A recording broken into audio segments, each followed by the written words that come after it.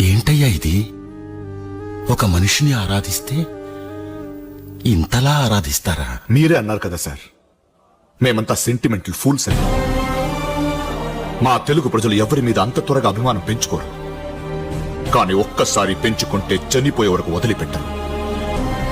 నాకొక్కసారి అతన్ని చూడాలను.